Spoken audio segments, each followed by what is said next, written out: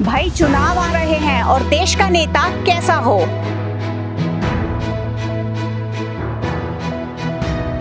Truthful, transparent और trustworthy.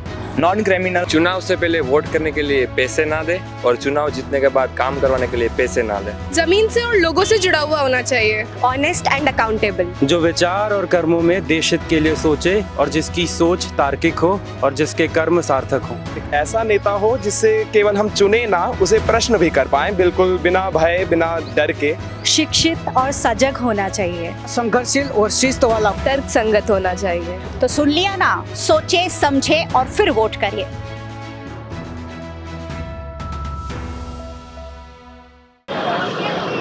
Bharat की राजनीति, भारत का गौरवशाली इतिहास और भारत की ऐतिहासिक परंपरा रही है, लेकिन अब ये किसी मुजरिम या चोर गिरोह की तरह ये एक व्यवसाय बनता जा रहा है। अब पॉलिटिकल पार्टीज नेताओं को खरीद रही है और नेता अपने आप को बेच रहे हैं। वैसे जैसे ही चुनाव आते हैं, ये जो फहरिस्त है लंबी हो जाती है। अब थोक के भाव में राजनेता जो हैं अलग अलग पार्टीज ज्वाइन कर रहे हैं। बहुत लंबी फहरिस्त है इस दल बदल नेताओं की, जिसे पलटू राम या आया राम गया राम कहा जाता है। आइए एक नजर डालते हैं देश के इतिहास में जो बड़े बड़े नाम हैं जिन्होंने अपना ईमान बेचकर, अपनी आत्मा बेचकर जिस पॉलिटिकल पार्टी के खिलाफ आप हमेशा बोलते रहे हैं, उसी पॉलिटिकल पार्टी को ज्वाइन कर लिया है। एक छोटी सी नजर। ज्योतिरादित्य सिंधिया। माधवराव सिंधिया के बेटे ज्योतिरादित्य सिंधिया कांग्रेस पार्टी के शीर्ष नेताओं में शामिल थे, लेकिन अब भाजपा के मंत्री है। सुष्मिता देव ऑल इंडिया महिला कांग्रेस की अध्यक्ष, असम में पार्टी के सबसे अहम नेताओं में एक थी, लेकिन उन्होंने पार्टी छोड़ दी और टीएमसी का हिस्सा बनकर राज्यसभा की सांसद बनी। अमरिंदर सिंह। पंजाब के पूर्व मुख्यमंत्री अमरिंदर सिंह ने कांग्रेस से अलग होकर अपनी खुद की पार्टी बनाई और बाद में पार्टी को भाजपा में मर्ज कर दिया। आरपीएन सिंह 3 बार कांग्रेस से विधायक रहे। आरपीएन सिंह 30 सालों तक कांग्रेस का हिस्सा रहे, लेकिन अब उन्होंने भाजपा का दामन थाम लिया है। अश्विनी कुमार। कांग्रेस के अश्विनी कुमार यूपीए सरकार में कैबिनेट मंत्री भी रहे थे। वो 40 साल तक पार्टी का हिस्सा थे, पर उन्होंने भी भाजपा की राह पकड़ी। हार्दिक पटेल। गुजरात के पाटीदार नेता हार्दिक पटेल हमेशा भाजपा को कोसते रहे, लेकिन फिर अपनी करतूतों को छुपाने उन्होंने भाजपा का ही केसरिया धारण कर लिया। कपिल सिब्बल। कपिल सिब्बल सालों तक कांग्रेस की पहचान रहे, लेकिन कांग्रेस छोड़ने के बाद वो समाजवादी पार्टी के समर्थन से राज्यसभा में निर्दलीय सांसद बन गए। सुनील जाखड़। पंजाब कांग्रेस के पूर्व अध्यक्ष सुनील जाखड़ ने 50 साल तक पार्टी में रहने के बाद कांग्रेस का हाथ छोड़कर भाजपा का कमल थाम लिया। गुलाम नबी आजाद। गुलाम नबी आजाद कांग्रेस के वरिष्ठ नेताओं में से एक थे, लेकिन शीर्ष नेतृत्व से नाराज होकर उन्होंने खुद की पार्टी बना ली। जयवीर शेरगिल। जयवीर शेरगिल कांग्रेस छोड़कर बीजेपी में शामिल हुए और फिलहाल भाजपा के पार्टी प्रवक्ता भी है। मिलिंद देवड़ा ने कांग्रेस छोड़कर एकनाथ शिंदे की अगुवाई वाली शिवसेना पार्टी का दामन थाम लिया। अशोक चौहान। फरवरी 2024 में कांग्रेस से अलग हुए अशोक चौहान भी अब बीजेपी का हिस्सा बन चुके हैं। अल्पेश ठाकुर। कांग्रेस से विधायक रहे अल्पेश ठाकुर ने राज्यसभा उपचुनाव में पार्टी उम्मीदवार के खिलाफ मतदान करने के बाद पार्टी छोड़ दी और भाजपा में शामिल हो गए। जितिन प्रसाद राहुल गांधी के बेहद करीबी माने जाते थे, लेकिन वो भी भाजपा में शामिल हो गए। नीतीश कुमार तो जाने ही जाते हैं पलटू राम के नाम से। कभी ये दल कभी वो दल, नीतीश कुमार हमेशा अपना स्वार्थ साधते रहे हैं। रामविलास पासवान, यशवंत सिन्हा, शत्रुघ्न सिन्हा, नवजोत सिंह सिद्धू। सूची बहुत लंबी है और शायद और लंबी होती जाएगी जब तक देश की जनता ऐसे नेताओं को सिरे से नकार कर सबक नहीं सिखाती। चुनाव जैसे जैसे नजदीक आते हैं, चुनाव के मौसम के साथ साथ आ जाता है दल बदलने का मौसम। दुनिया का सबसे बड़ा लोकतंत्र भारत देश को कहा जाता है और यहाँ हम डेमोक्रेटिक कंट्री में रहते तो हैं, लेकिन लोकतंत्र की धज्जियाँ खुद यहाँ के नेता कई बार उड़ाते हैं और दल बदल जैसे ही चुनाव आते हैं किसी ना किसी मंशा के साथ, कभी टिकट पाने की लालच में तो कभी अपनी गड़बड़ियों को छुपाने की मंशा में नेता जो है, जिस पार्टी से हमने उन्हें चुना होता है, जिस सिंबल से हमने उन्हें चुना होता है, वो छोड़कर दूसरी पार्टी में, दूसरे दल में शामिल हो जाते हैं। उनकी मंशा चाहे कुछ भी रही हो, लेकिन यहाँ जो वोटर होते हैं, जो देश के मतदाता होते हैं, उनकी मंशा ज़रूर कहीं ना कहीं बदल जाती है। दल बदल कानून जो है वो नेताओं को बचा रहा है, लेकिन ऐसे नेताओं के बारे में देश के युवा क्या सोचते हैं, वडोदरा की पॉलिटिकल साइंस के स्टूडेंट्स क्या सोचते हैं, ये जानने के लिए मैं पॉलिटिकल साइंस फैकल्टी के कुछ स्टूडेंट्स को अपने साथ मैंने इकट्ठा किया है और मैं बात करूंगी उनसे कि आखिरकार नेताओं का ये जो दल बदलने का ट्रेंड है वो उस पर क्या सोचते हैं। हमारे साथ सबसे पहले तेजस है। तेजस से मैं पूछूंगी आखिरकार वो इस बारे में क्या सोचते हैं।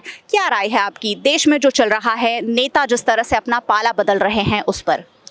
आज हम देख रहे हैं कि देश में किस तरह एक नेता अपनी बात को छुपाने के लिए, जो उसने गड़बड़ियाँ की उसे छुपाने के लिए, या फिर टिकट पाने के लालच में, या फिर सत्ता के लालच में एक पार्टी से दूसरी पार्टी में जाता है। इससे सीधा असर वोटर के ऊपर पड़ता है, मतदाता के ऊपर पड़ता है। अगर आपने किसी एक व्यक्ति को चुना है तो उसको आप सब कुछ देखते हैं, उसका बैकग्राउंड देखते हैं, उसकी पार्टी देखते हैं, उसकी आइडियोलॉजी देखते हैं, और उसके बावजूद भी जब वो चुन के जाता है तब दूसरी पार्टी में जाता है तो सीधा असर मतदाता के विश्वास पर पड़ता है। और ये दुर्भाग्यपूर्ण है कि अपने देश में पिछले कुछ सालों में ये लगातार बढ़ता जा रहा है। जब एंटी डिफेक्शन लॉ आया था तब परिस्थितियाँ कुछ और थी और आज परिस्थितियाँ कुछ और हो गई है। इसको देखते हुए जो एंटी डिफेक्शन लॉ है उसे और भी मजबूत करना पड़ेगा।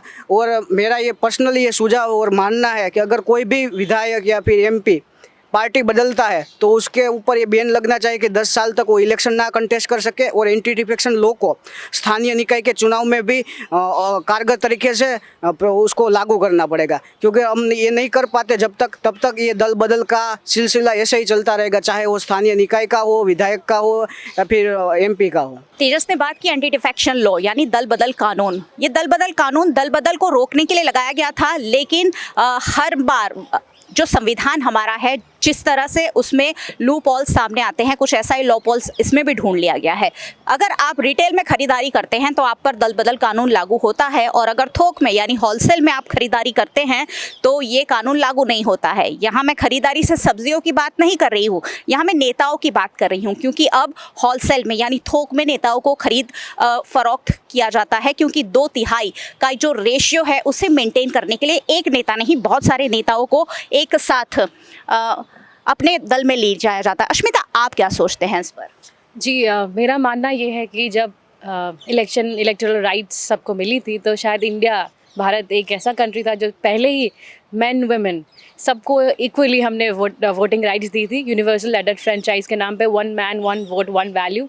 जब हम एक डेमोक्रेसी के डेफिनेशन के बारे में बात करते हैं, हम वहाँ पे पीपल, लोगों के बारे में बहुत एक इम्पोर्टेंस हम वहाँ पे देते हैं। लेकिन जब हम जब वोट देते हैं, फिर जो इलेक्टेड रिप्रेजेंटेटिव्स फिर अपने पार्टी बदल देते हैं, फिर वो एक डेमोक्रेटिक एथोस की मिमिक्री या गिमिकिंग, जो अभी CGI रिसेंटली मेयर पॉलिटिक्स जो चंडीगढ़ में हुई उसके बारे में भी उन्होंने कहा। आई थिंक इसमें हमको एज अ यूथ हमको शायद इसमें फोकस करने की और उसके लिए हमको स्टैंड लेने की बहुत ज़रूरत है, क्योंकि हमारा एक वोट, एक वैल्यू बहुत महत्वपूर्ण होता है। तो हमको जुडिशियसली इम्पोर्टेंटली उसको अप्लाई करना शायद हमको अभी इस कंटेम्प्रेरी सिनेरियो में बहुत मायने रखता है। सिर्फ दल बदल ही नहीं, आई थिंक पॉलिटिशियंस के लिटरेसी रेट की बात करें या क्रिमिनल रिकॉर्ड्स की बात करें, तो ये भी एक ओवरऑल कंप्रहेंसिव आइडिया होना चाहिए, ना कि सिर्फ डिफेक्शन पे काम करें। एक ओवरऑल आइडिया जो है उस पर हमको एज एन यूथ काम करना चाहिए। एंड मैं ये भी मानती हूँ कि प्रोटेस्ट जो है डेमोक्रेसी के बहुत इम्पॉर्टेंट एंड इंडिस्पेंसिबल एस्पेक्ट होती हैं। तो शायद धरना से ही सही, may be not government buildings को तोड़ना मड़ोड़ना की बात नहीं कर रही हूँ, लेकिन शांति से भी अगर इसको हम विरोध कर पाए तो ये हमारे देश के लिए, हमारे जो यूथ है जो आ रही है अभी, एमर्जिंग जनरेशन है, उनके लिए भी बहुत मायने रखेगा। चुनावों में वोट प्रतिशत घटता जा रहा है क्योंकि देश का युवा अब कहीं ना कहीं लोकतंत्र में विश्वास नहीं करता है, देश के नेताओं पे विश्वास नहीं करता है। और इसलिए मैं इन यंगस्टर्स की राय जानने की कोशिश कर रही हूँ क्योंकि ये लोग सीधे सीधे पॉलिटिकल साइंस से जुड़े हुए हैं, इसी की पढ़ाई करते हैं और यही सोच रखते हैं। और इसलिए ज़रूरी हो जाता है कि इनकी सोच बदलते पॉलिटिक्स को लेकर क्या है। अलग अलग नेता जिस तरह का ट्रेंड सेट कर रहे हैं वो आगे चलकर भारत के लिए कितना खतरा समान साबित हो सकता है। मनीषा जी, आप क्या सोचती हैं इस पर कि किस तरह से ये जो कानून है देश में जो चल रहा है उसमें सुधार होना चाहिए ताकि हमारा जो लोकतांत्रिक देश है उसे हम और मजबूत बना सके? जी, मेरा ये मानना है, जैसा कि तेजस या अश्मिता ने कहा, करप्शन या डेमोक्रेसी की बात कर रहे हैं, तो मुझे ऐसा लगता है कि डिफेक्शन या फ्लोर क्रॉसिंग या फिर आप दल बदलना जो भी है, इसका जो सीधा सीधा असर है, करप्शन भी हम कह सकते हैं, इससे करप्शन भी बहुत बढ़ रहा है। तो देश में जैसे आप वोटिंग राइट्स की बात कर रहे हैं या फिर आप जनता का विश्वास या उनकी बात कर रहे हैं, तो करप्शन भी एक इम्पॉर्टेंट फैक्टर है यहाँ पे। तो इससे करप्शन बहुत बढ़ रहा है। तो जैसा मेरा भी ये मानना है कि अगर आप धरना देना या फिर आप कुछ भी कहें, प्रोटेस्ट करना, आप अगर जाके अगर सड़क पे उतर आए, उससे अच्छा अगर आप जैसे मीडिया के थ्रू अगर हम कुछ कह सकें तो यंगस्टर्स को ये भी जानना ज़रूरी है कि इस चीज़ से क्या क्या नेगेटिव इम्पैक्ट्स आ रहे हैं। पॉजिटिव नहीं, नेगेटिव इम्पैक्ट के ऊपर अगर हम ज़्यादा ध्यान दें तो शायद हम कुछ कर सकते हैं इसका। काफ़ी अलग अलग वेज हैं अपनी बात पहुंचाने के। और यहाँ बात हो रही है नेताओं की। नेता एक आइडियल व्यक्ति होता है देश के लिए, उसकी जो भी टेरिटरी होती है उसके लिए। और उस नेता, जैसे ये स्टूडेंट्स कह रहे हैं कि उस नेता की सारी चीज़ों को ध्यान में रखना चाहिए, जैसे उनके क्रिमिनल रिकॉर्ड्स क्या हैं, उनकी अच्छाइयाँ क्या हैं, उनके काम कितने हुए हैं, ये सारी चीज़ों को ज़रूर ध्यान में लिया जाना चाहिए। शायद कोई पार्टी तो उन्हें अपने दल में लेने से पहले ये नहीं सोचती है क्योंकि उन्हें सीधा लालच दिया जाता है या तो कहीं की टिकट का या तो पैसों का, या तो अगर उनके जो बिजनेसेस हैं उसे कहीं ना कहीं संभाल लेने का। ये जो पूरा षड्यंत्र देश में चल रहा है आज उस पर मैं आवाज़ उठा रही हूँ। आप क्या सोचते हैं देश के सिनारियो के बारे में, और दल बदल कर नेता जो जा रहे हैं उन पर मतदाताओं को कितना भरोसा करना चाहिए? क्योंकि जैसा कि हम बात कर रहे हैं, हम लोकतंत्र की बात कर रहे हैं और लोकतंत्र में मतदाताओं से बड़ा कोई नहीं है। तो हम जो उनका एक वैल्यू है कहीं ना कहीं वो उस पर किस तरह से एक प्रभाव पड़ रहा है, एक नकारात्मक रूप से। केवल एक इस दल बदल का एक प्रक्रिया है, वो केवल एक प्रक्रिया नहीं है। जैसा कि हमारे और कुछ साथियों ने बताया कि आगे पीछे जो कई मुद्दे हैं और उन मुद्दों पे अगर चर्चा नहीं की गई तो केवल दल बदल का एक कानूनी रूप से उसको ठीक करने का प्रयास करना काफ़ी नहीं है। और उन्हीं एक मुद्दों में से मैं एक मुद्दा बोलूँ या एक मैं सुझाव देना चाहूँगा कि जो राजनीतिक साक्षरता जो है, जो पॉलिटिकल लिटरेसी है, वो केवल हमें ऐसा नहीं है कि हम शैक्षिक संस्थानों में हम लोग बात कर रहे हैं और हम लोग चर्चा कर रहे हैं, क्योंकि हमने हो सकता है थोड़ा कहीं ना कहीं राजनीतिक विज्ञान का अध्ययन किया है, किंतु समाज में बाकी जो व्यक्ति हैं, अन्य तबके हैं, उनको क्या इसके बारे में जानकारी, क्या उनको इसके बारे में पता भी है कि जब वो मत देते हैं तो उनके मतों का किस प्रकार से प्रयोग हो रहा है, क्या वो वाकई में लोकतंत्र को सुदृढ़ कर रहा है या केवल वो बस एक छोटा सा एक एक्शन मात्र है, एक छोटा सा हमने कार्य किया और वो राजनीति में हमने लोकतंत्र के इस बड़े त्यौहार मतदान के साथ ही वो समाप्त हो जाता है। तो उसका जो लॉन्ग टर्म इफेक्ट है उसके बारे में सोचना बहुत ज़रूरी है और वो केवल तभी संभव है जब हम एक पॉलिटिकल जो लिटरेसी है उसको इम्प्रूव करेंगे। साधारण रूप से तो अध्ययन और शिक्षा ज्ञान चल ही रहा है, पर क्योंकि भारत में जो लोकतंत्र की पद्धति है केवल ये संस्थागत रूप से नहीं है, इसका प्राचीन इतिहास रहा है, तो उसको कहीं ना कहीं बरकरार रखना बहुत आवश्यक है। और वो तब तक नहीं होगा जब तक हम जैसे युवा लोग हम लोग उसके बारे में चर्चा ना करें और घबराने डरने से अधिक कि उसके बारे में अगर हमें लग रहा है कि छोटे से छोटे स्तर पर चर्चा की जाए, हो सकता है कि एक छोटा सा मुद्दा, एक छोटा सा तरीका हम आगे ले पाएँ। और जब तक लोगों को अवगत नहीं होंगे कि समस्या क्या है, डिफेक्शन एक समस्या है, वो समस्या तभी होगी जब शैक्षिक संस्थानों तक नहीं बाकी लोगों तक पहुंचे। युवा केवल शैक्षिक संस्थानों में नहीं है, अन्य जगहों पर भी हैं, तो उनको किस तरह से हम अवगत कराएं वो ज़रूरी है मेरे हिसाब से। तो उस पर शायद कार्य किया जा सकता है। पॉलिटिकल लिटरेसी बहुत बड़ा वर्ड यहाँ आया है कि राजनीतिक साक्षरता होनी बहुत ज़्यादा ज़रूरी है। आज वोट तो शायद देना हर व्यक्ति जानता है, देश का हर नागरिक जानता है, लेकिन जो बहुत इंपॉर्टेंट बात नहीं जानता है वो ये है कि वोट आखिरकार देना किसे है। आपने मुझे कहा कि इसको वोट दे दीजिए या मेरी समझ में जो आया मैंने उसे वोट कर दिया।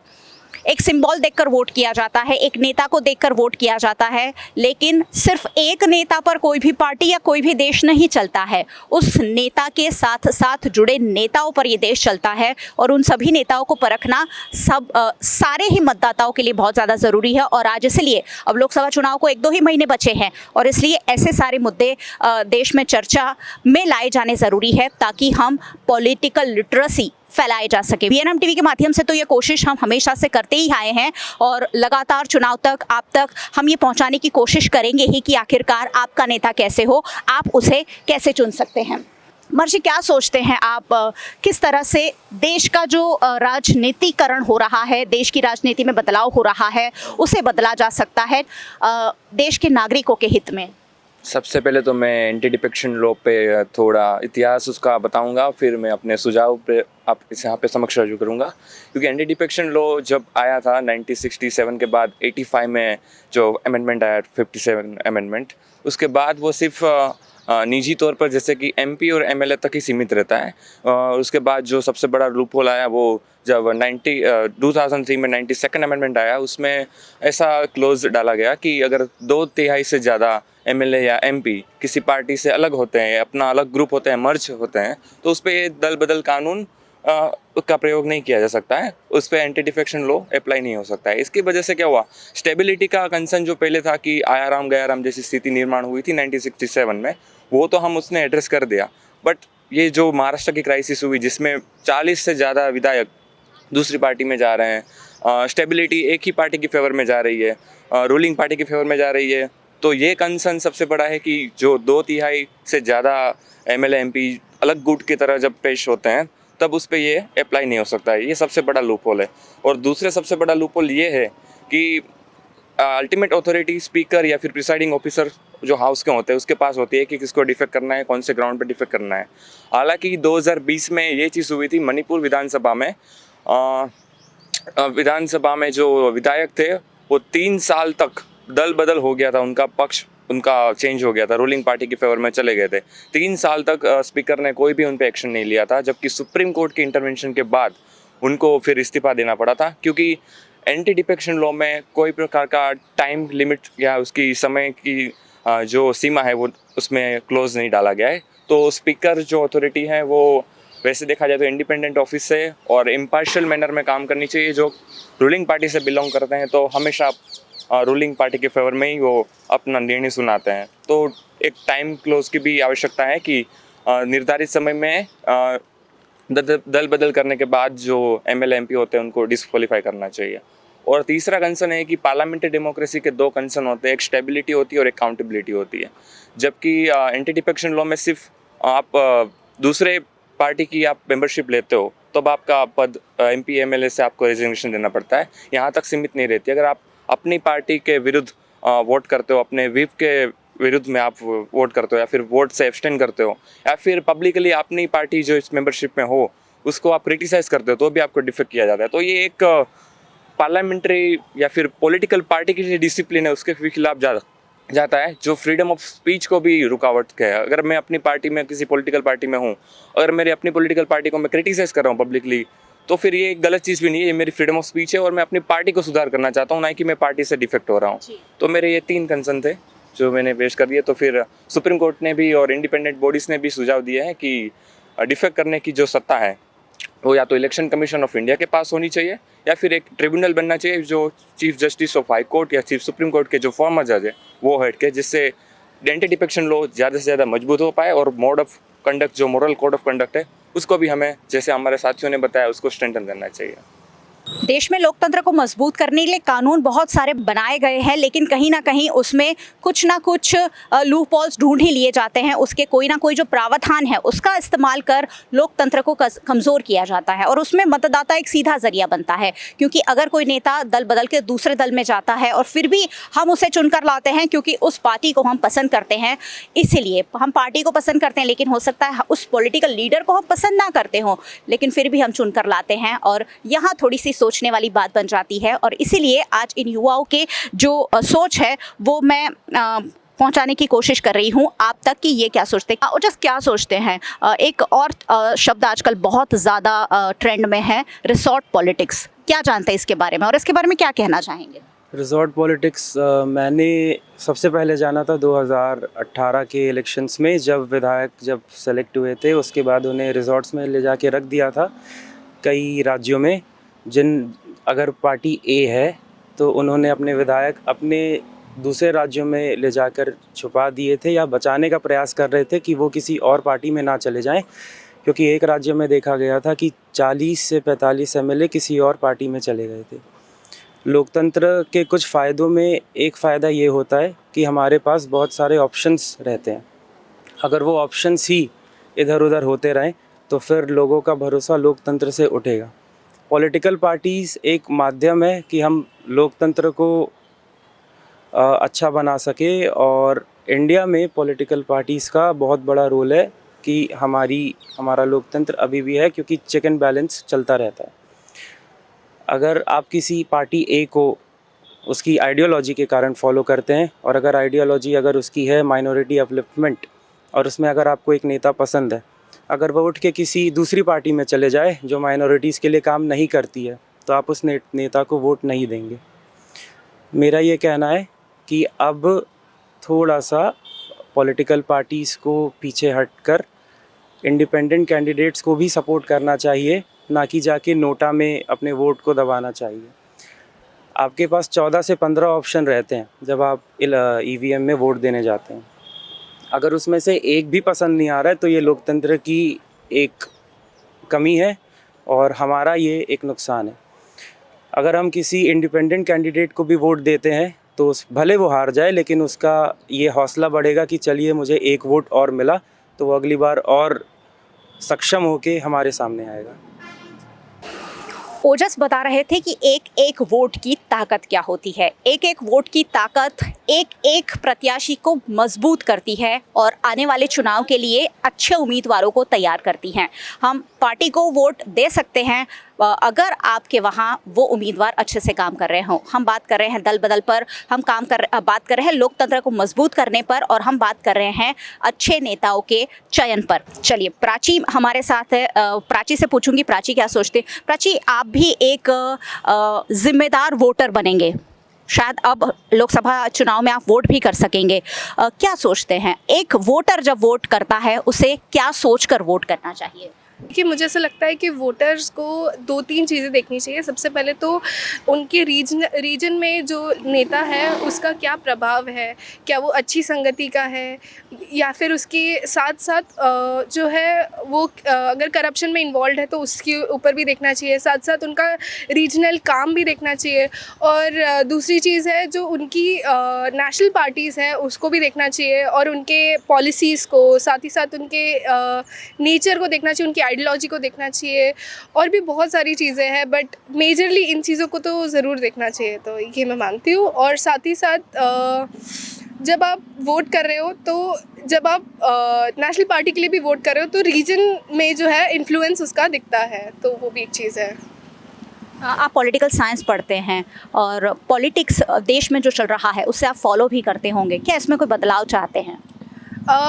मैं बदलाव चाहूँगी कि पार्टीज़ जो है, छोटी छोटी पार्टीज़ जो है वो थोड़ी कम हो, ताकि जो है हम ज़्यादा फोकस कर पाए बड़ी पार्टीज़ पे। जैसे कि अगर हम बड़ी बड़ी कंट्रीज़ का एग्जांपल दें, जैसे यूएस के, यूके के, तो उधर बड़ी बड़ी पार्टीज़ है जहाँ पर जो है उनका इंटरेस्ट आर्टिकुलेशन अच्छे से हो पा रहा है, तो वो इंटरेस्ट को है अलग से बता पा रहे हैं। बट हमारे यहाँ छोटी छोटी पार्टीज़ में पॉलिटिक्स के कारण जो है वो बड़े बड़े इशूज़ जो है वो डिस्कस नहीं हो पा रहे हैं। हम पॉलिटिक्स में इतना इन्वॉल्व है कि डेवलपमेंट पे फोकस ही नहीं कर पा रहे हैं, तो एक चीज़ मुझे ऐसा लग रहा है। प्राची का मानना है कि छोटी छोटी पार्टीज खत्म होनी चाहिए, और विपक्ष, देश में विपक्ष का जो रोल होता है वो भी बहुत इंपॉर्टेंट होता है। तो यंगस्टर क्या सोचते हैं विपक्ष के रोल के बारे में, वो भी हम ज़रूर जान लेते हैं। हमारे साथ प्रगति है।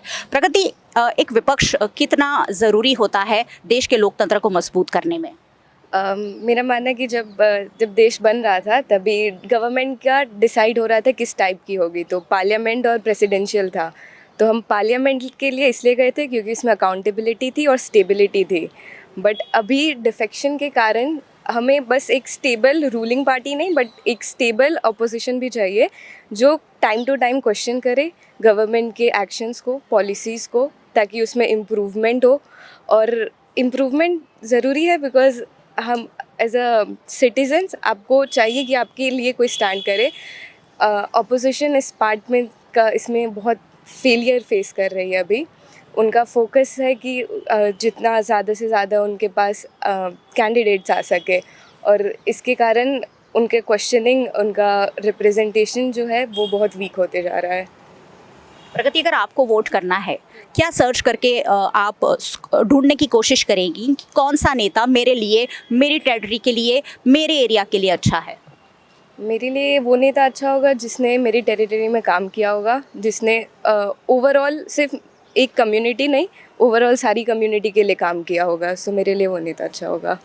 श्रेया भी हमारे साथ है अब, और श्रेया से भी कुछ ऐसे ही सवाल मैं पूछूंगी कि जो राजनीति चल रही है, देश का जो माहौल चल रहा है, उसके बारे में वो क्या सोचते हैं।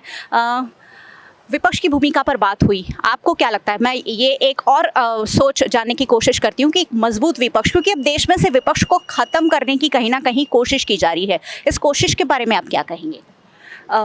एक डेमोक्रेसी में अपोजिशन का होना बहुत इम्पॉर्टेंट है, इसीलिए क्योंकि अगर कोई एक रूलिंग पार्टी है वो जो भी काम कर रही है तो उस काम का, और मतलब वो अगर अपोजिशन नहीं होगा तो फिर वो शायद इतना इफेक्टिवली काम नहीं करेंगे, क्योंकि उन्हें ऐसा लगेगा कि नहीं अभी तो कोई अपोजिशन है नहीं, मैं जो रूल्स या जो पॉलिसीज़ इम्प्लीमेंट कर रहा हूँ या जो गवर्नमेंट कर रही है तो लोग उसके फेवर में ही रहेंगे, भले उनको मतलब वो चीज़ सही नहीं लगती हो, वो लोग उसको अपोज नहीं करेंगे क्योंकि वहाँ पे कोई अपोजिशन है ही नहीं। बट अगर अपोजिशन होती है तो ये गवर्नमेंट का जो एक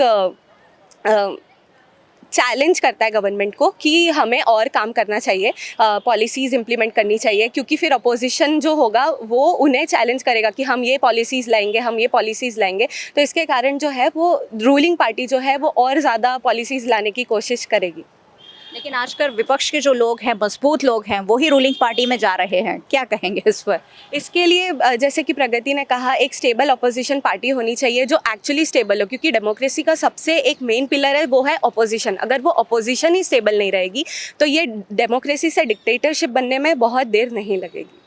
डेमोक्रेसी से डिक्टेटरशिप तक शायद ये देश थोड़ा सा आगे बढ़ रहा है, और उसे अगर हमें रोकना है तो हम सबको आगे आना होगा। As a youngster, as a voter, as a देश के नागरिक हमें आगे आना होगा, क्योंकि हमारा जो लोकतंत्र है वो भारत का लोकतंत्र भारत की ताकत है, और उस ताकत को अगर हम मिलकर नहीं बचाएंगे तो हो सकता है आगे चलकर हम सबको तानाशाही का भोग बनना पड़े।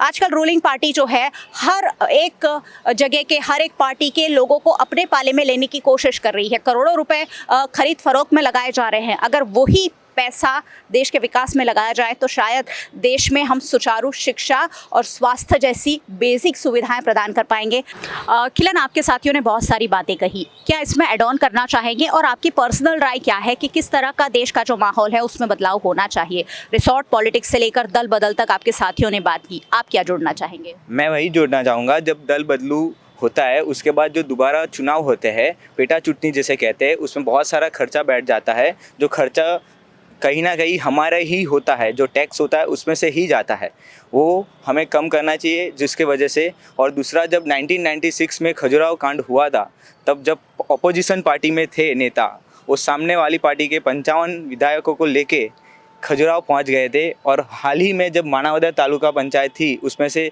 टोटल 15 लोग थे, उसमें से जो पार्टी ए थी उसके 7 थे, पार्टी बी के 6 और अन्य 2 थे।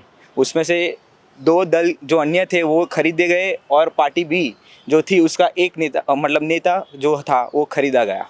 उसके कारण पूरा जो जिस बेस पे वोट किया होता है आइडियोलॉजी पार्टी की, और जो बंदा जो खड़ा होता है उसके ऊपर जो वोट किया होता है वो पूरा चेंज होता जाता है। तो जहाँ की जनता होती है बहुत निराशा हो जाती है। पहले एक नेता को इलेक्ट करके लाने में खर्च होता है, फिर वो जब दल बदलता है तो सामने वाली पार्टी उसे करोड़ों रुपए देके खरीदती है। अब जब वो इस्तीफा देकर दूसरे दल में जाता है, फिर से उपचुनाव आते हैं, फिर करोड़ों रुपए का खर्च होता है। यहाँ देश की जो संस्थाएं हैं, चुनाव आयोग जैसी, उनका इस्तेमाल तो होता ही है, उनकी एनर्जी तो खर्च होती ही है। देश का माहौल भी बिगड़ता है, देश के नागरिक जो हैं वो असमंजस में पड़ जाते हैं। किसी भी पार्टी से, किसी भी पर्सन से उनका विश्वास जो है वो उठने लगता है, और इसीलिए जो वोटिंग 70%, 80% हुआ करती थी, अब 40, 50, 60% के आसपास निपट जाती है।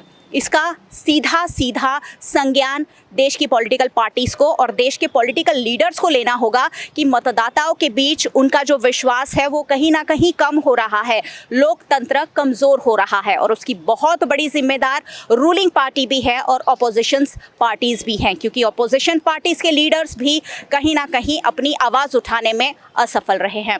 लोकसभा का चुनाव है और इसी तरह के मुद्दे VNM टीवी पर आप हमेशा देखते और सुनते रहेंगे, क्योंकि अगर बात निकलेगी तभी दूर तक जाएगी। VNM टीवी को आप YouTube चैनल पर देख रहे हैं, अगर सब्सक्राइब नहीं किया है अब तक तो सब्सक्राइब जरूर कर लीजिए और बेल आइकन प्रेस कर दीजिए ताकि VNM टीवी का हर अपडेट सबसे पहले आप तक पहुंच सके। अगर आप फेसबुक पर देख रहे हैं शेयर जरूर कीजिए और साथ ही आप हमें OTT प्लेटफॉर्म्स पर देख सकते हैं। डेली हंट, वोडाफोन टीवी, जियो टीवी और जियो टीवी फाइबर 498 नंबर के चैनल पर VNM टीवी को 2400 घंटे लगातार देखा जा सकता है। देखते रहिए VNM, जुड़े रहिए VNM के साथ। नमस्कार। भाई चुनाव आ रहे हैं और देश का नेता कैसा हो?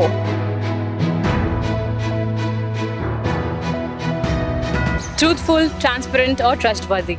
Non criminal. चुनाव से पहले वोट करने के लिए पैसे ना दे और चुनाव जीतने के बाद काम करवाने के लिए पैसे ना दे। जमीन से और लोगों से जुड़ा हुआ होना चाहिए। Honest and accountable. जो विचार और कर्मों में देश हित के लिए सोचे और जिसकी सोच तार्किक हो और जिसके कर्म सार्थक हो। एक ऐसा नेता हो जिससे केवल हम चुने ना, उसे प्रश्न भी कर पाए, बिल्कुल बिना भय बिना डर के। शिक्षित और सजग होना चाहिए। संघर्षशील और शिस्त वाला। तर्क संगत होना चाहिए। तो सुन लिया ना, सोचे समझे और फिर वोट करिए।